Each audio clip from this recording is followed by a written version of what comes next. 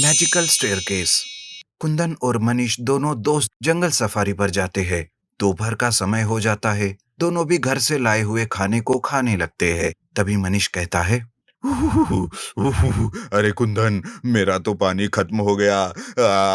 अरे सब्जी बहुत तेज है, मेरा मुंह जल गया। अरे तो ये लो मेरा पानी, पी लो इसे। कुंदन मनीष को पानी देता है। पानी पीते ही मनीष को अच्छा लगने लगता है। तभी वहां एक साधु बाबा आते हैं और उनसे वो पानी मांगते हैं। तब मनीष कहता है, अरे जाओ जाओ, चले जाओ यहाँ से, हमारे पास कोई पानी नहीं है। हाँ। अरे मनीष, ऐसा मत कहो, हमारे पास पानी है ना। और ये साधु बाबा है, हो सकता है इन्हें बहुत प्यास लगी हो। अरे कुंदन, तू समझता क्यों नहीं है? हमारे पास पहले ही पानी कम है। घर जाते जाते हमें भी तो प्यास लगेगी ना। ऊपर से मेरा मुंह जल गया है। अभी भी मुझे बहुत तेज जलन हो रही है। और फिर ऊपर से पानी कहाँ से ढूंढेंगे हम? अरे जब का तब देखा जाएगा मनीष, अभी जिन्हें जरूरत है उसे पानी देना ही चाहिए। ऐसा कह के कुंदन साधु बाबा को पानी पीने देता है। साधु बाबा पानी पीकर बहुत संतुष्ट हो जाते हैं। उन्हें कुंदन का सच्चा रूप बहुत भाता है और वो कुंदन से कहते हैं, बेटा, सच में तुम एक नेक दिल इंसान हो बेटा। मैं तुम्हें आशीर्वाद देता हूँ, तुम्हारी सारी इच्छाएं पूरी होगी बेटा। अरे तुम तो एक साधु बाबा हो ना, फिर तुम ही क्यों नहीं करते अपनी सारी इच्छाएं पूरी? ठीक है बेटा, इस जंगल के पश्चिम दिशा में बढ़ते जाओ। वहां तुम्हें एक जादुई सीढ़ी मिलेगी। उस पर चढ़कर ऊपर में तुम्हें ढेर सारा खजाना मिलेगा बेटा। साधु बाबा उन्हें रास्ता बताकर वहां से चले जाते हैं। बाबा की बात सुनकर वो पश्चिम दिशा में निकल पड़ते हैं। कुछ ही दूरी पर उन्हें सच में एक जादुई सीढ़ी दिखाई देती है। तब मनीष कहता है, अरे वाह, साधु बाबा ने तो सच ही कहा था। ये देखो, वहां है जादुई सीढ़ी। दोनों भी उस जादुई सीढ़ी के पास जाते हैं। वो जादुई सीढ़ी सीधे आसमान तक गई थी। उस जादुई सीढ़ी को देखकर मनीष के मन में लालच जाग जाता है और वो मन ही मन में सोचता है, अरे सबसे पहले तो मैं ही चढ़ूंगा इस जादुई सीढ़ी पर। पहले अगर ये कुंदन चढ़ गया तो मुझे खजाना नहीं मिलेगा। खजाना मिलते ही मैं इसे कुछ सोने के सिक्के देकर भगा दूंगा। मनीष इस तरह सोचता है। लेकिन उसे सोचते हुए देख कुंदन कहता है, अरे मनीष, क्या हुआ? किस सोच में डूब गए तुम? अरे किसी सोच में नहीं डूबा, लेकिन कुंदन, इस जादुई सीढ़ी पर सबसे पहले मैं चढ़ना चाहता हूँ। कुंदन भी मनीष को पहले ही चढ़ने देता है। मनीष खजाने की लालच में सीढ़ी चढ़ने लगता है कि तभी अचानक उसके सामने एक राक्षस आ जाता है, जिसे देखकर वो बहुत डर जाता है और सीधा नीचे गिरता है। तब मनीष डरते हुए कहता है, अरे कुंदन, ऊपर तो राक्षस है, हमें खजाना नहीं मिल सकता। अरे चलो भागते हैं यहाँ से। अरे मनीष, तुमने कोशिश की, अब मुझे कोशिश करने दो। मैं भी चढ़कर देखना चाहता हूँ कि ऊपर क्या है। इस तरह कुंदन वो जादुई सीढ़ियों से चढ़ने लगता है। उसके भी सामने अचानक से एक राक्षस आता है। लेकिन उस वक्त कुंदन बिना डरे हुए कहता है, अरे सुन राक्षस, मैं तुमसे डरने वाला नहीं हूँ। तुम जैसे कई सारे राक्षस को मैं रोज देखता हूँ। चलो हट जाओ मेरे रास्ते से। कुंदन के ऐसे कहते ही वो राक्षस गायब हो जाता है। कुंदन जादुई सीढ़ियों से आगे चढ़ते हुए ऊपर आसमान में चला जाता है, जहां पर उसे ढेर सारा खजाना मिलता है। खजाना देखकर वो बहुत ही खुश हो जाता है और वापस अपने दोस्त मनीष के पास आता है और कहता है, अरे मनीष, ये रहा हमारा खजाना। चलो आपस में आधा आधा बांट लेते हैं।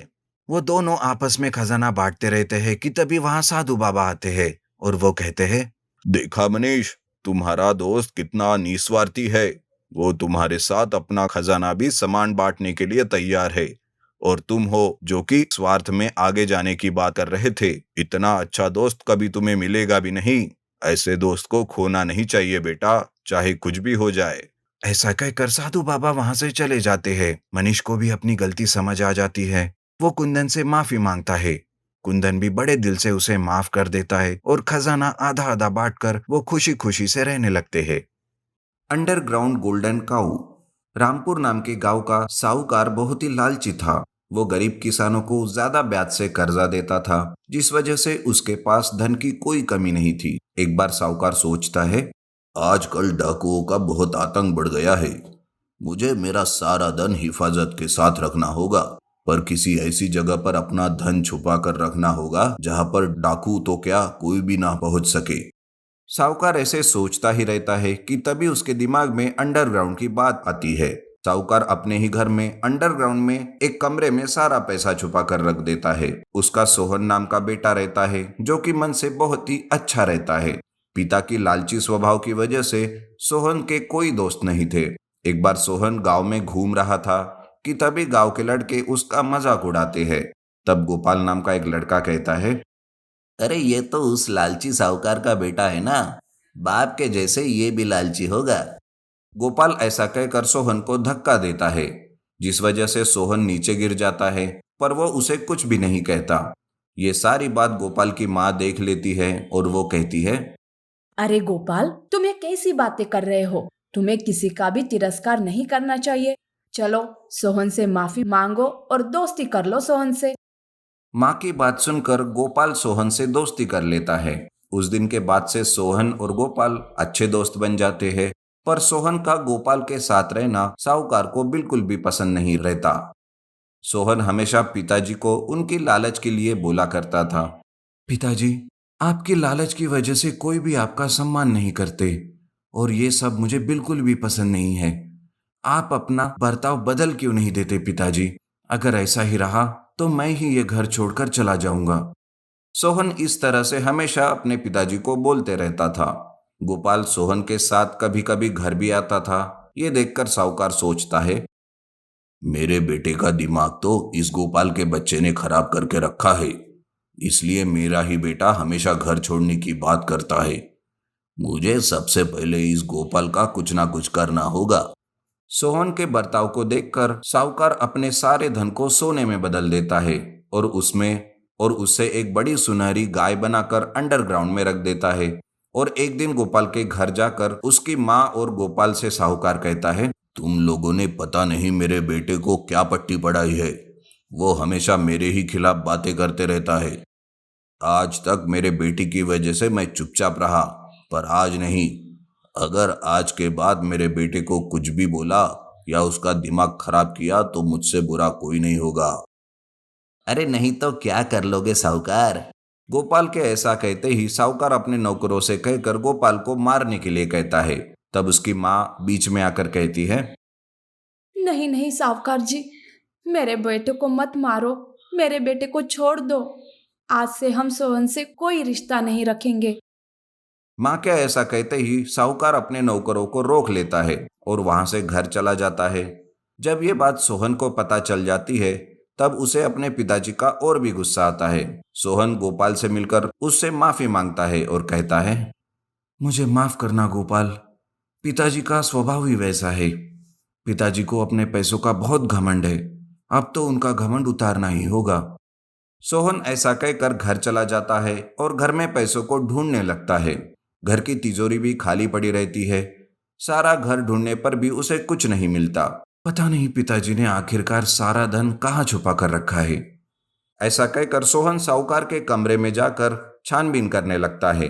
तब उसे कमरे में एक दरवाजा दिखाई देता है। उस दरवाजे से सोहन अंडरग्राउंड में चला जाता है, जहां पर उसे सुनहरी गाय दिखाई देती है। तब जाके सोहन को सारी बात समझ में आती है। अच्छा, पिताजी तो मुझसे भी 2 कदम आगे है। अब देखिए पिताजी मैं क्या करता हूँ। सोहन ऐसा सोचकर एक जिंदा गाय को सुनहरा रंग लाकर वहां रख देता है और गोल्डन काऊ को लेकर उसे शहर में बेच देता है। दूसरे दिन साहूकार जब सुनहरी गाय को देखने अंडरग्राउंड जाता है तब वो उसे देखकर चकित हो जाता है। सोहन सुनहरी गाय को बेचकर जो पैसे मिलते हैं उसे गांव वालों में बांट देता है और गांव वालों से कहता है, सुनो गांव वालों, आज से इस गांव में कोई भी साहूकार नहीं होगा। किसी को कोई कर्जा नहीं देना होगा, सबका कर्जा माफ। सोहन की यह सारी बात साहूकार सुन लेता है और अपना सर पकड़ लेता है। अगर घर में ही ऐसी औलाद हो तो दुश्मन की कोई जरूरत नहीं। मेरा ही बेटा मेरा दुश्मन निकला। अब तो मुझे 4 धाम की यात्रा पर जाने के अलावा कोई रास्ता नहीं है। उस दिन के बाद से सारा कारोबार सोहन संभालता है और सभी के साथ अच्छे से बर्ताव करता है। अंडरग्राउंड सुनहरी काऊ को बेचकर जो पैसा गांव वालों को मिला था उनसे गांव वाले भी बहुत खुश रहते हैं।